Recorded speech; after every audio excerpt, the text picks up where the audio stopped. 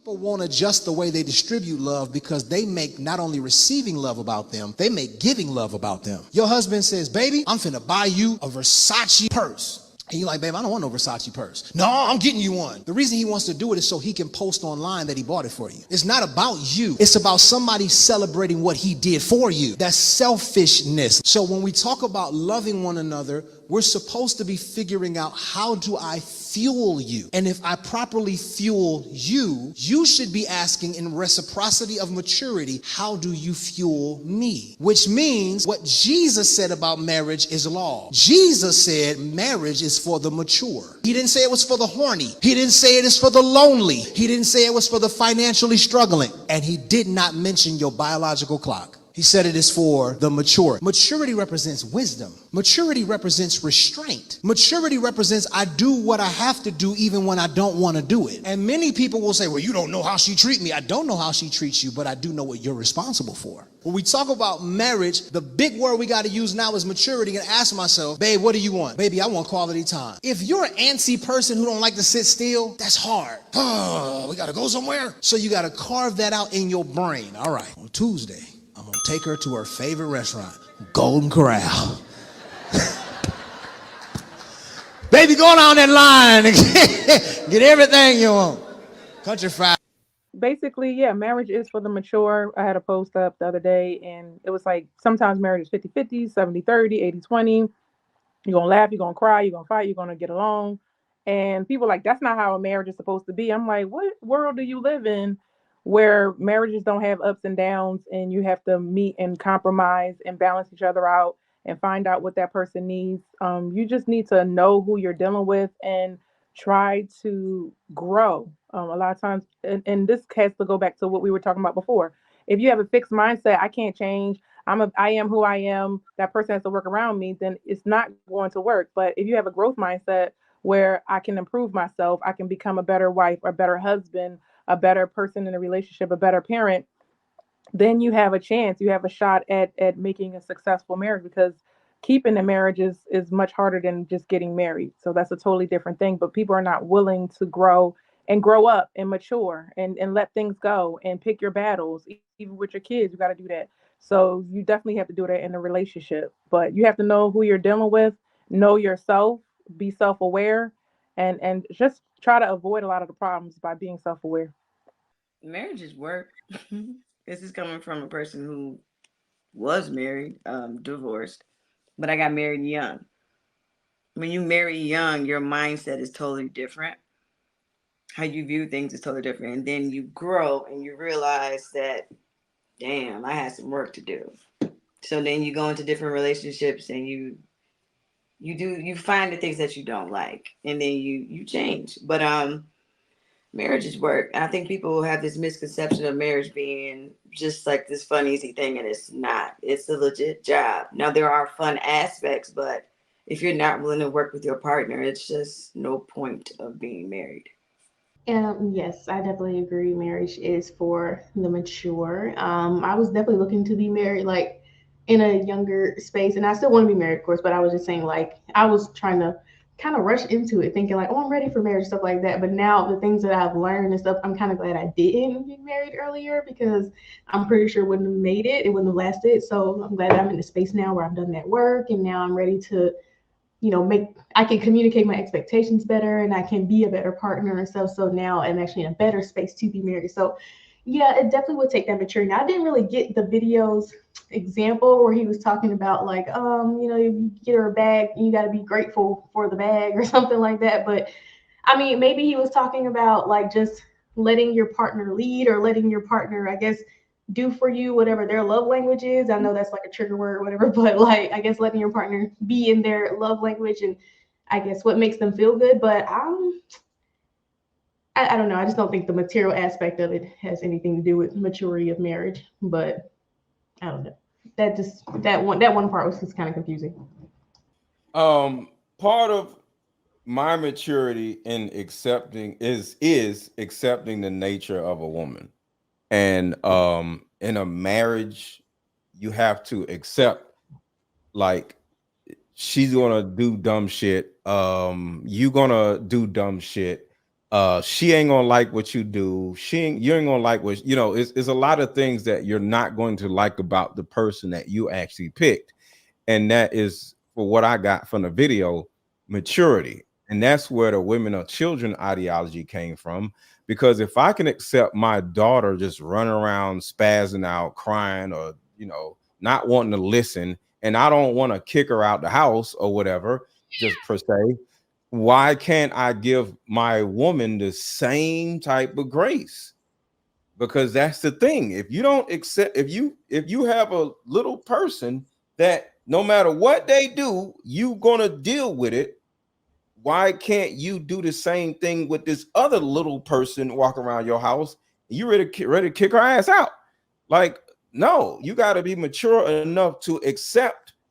You have boundaries, you have rules, you have parameters, but as long as they stay within them parameters and they respect you and they listen to you and you both understand each other and you give each other space when y'all need to give each other space, because you do the same thing with anybody you kin to, you live in a house with, why you can't do the same thing for your woman? And that's what maturity actually looks like. It's the acceptance that the other person that you're cohabitating with, married to, or in a relationship with isn't the same as you. They're totally different. They're almost the opposite of you. But you got to be mature enough to accept that as a fact and not try to make the person exactly like you, because that's never going to happen. I don't think that every man is meant to be a husband and everyone was meant to be a wife. Okay. I think that there's a certain mentality that goes along with that. I think it requires you to step outside of yourself to think about another person. And a lot of people are not willing to take that responsibility. I think that if you're going in a relationship talking about what can a person do for you, you're already starting out wrong, because it's all about you. It should be about the team partnership. And I think it's, somewhat like a business. I don't like to call it that, but it is somewhat like a business. And not everybody you can go into business with. You can love them from afar, but that doesn't necessarily mean you need to go into a committed relationship with them. So I just think of it as, I do think that it takes maturity. And because all of that is maturity, right? A person who's willing to stay there through the hard times. I understand that nobody's perfect, but I'm going to stick here. I made a vow to you to stick here with you through thick and through thin. How many people can really commit to that and stick with it? And that takes a level of maturity. So I do agree with the topic that you do have to be mature enough to be in a marriage. Everybody who's in a marriage is not mature. That's why they don't last.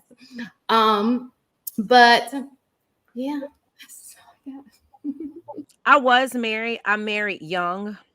We probably never should have got married, and it was a disaster. But I'll do it again, hands down, because I love what marriage stands for. And it is hard, I went into it naive, like, okay, this is forever.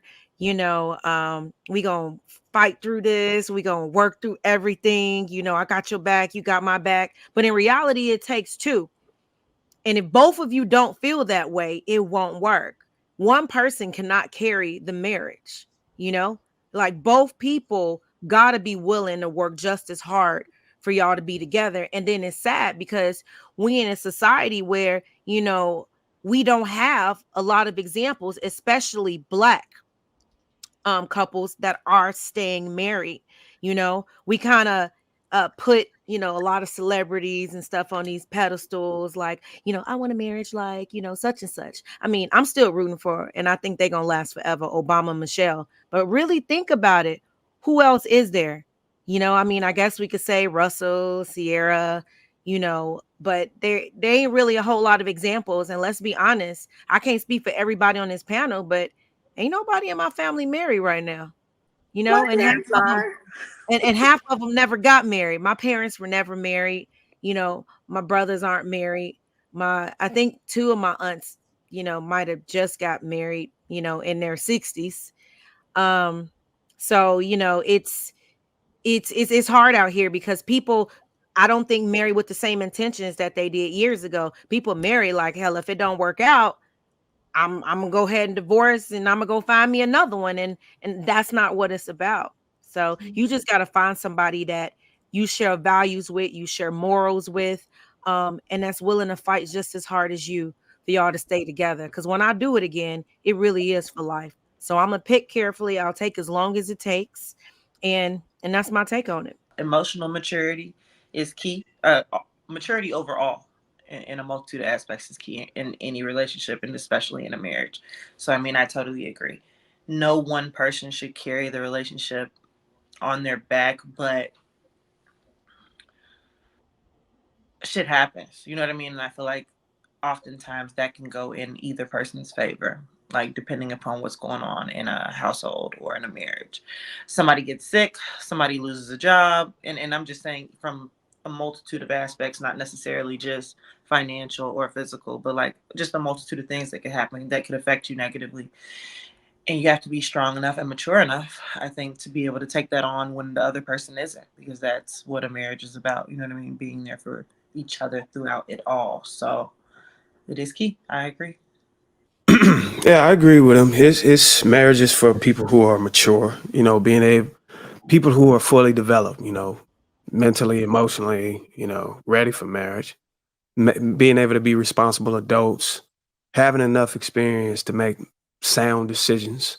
Um, and for men specifically, being able to provide for a family, being able to be the man of the house and lead and, show direction of where you want to go with your family. And a woman being able to insert herself into that plan and the same path and being able to be a cooperative mate and support you.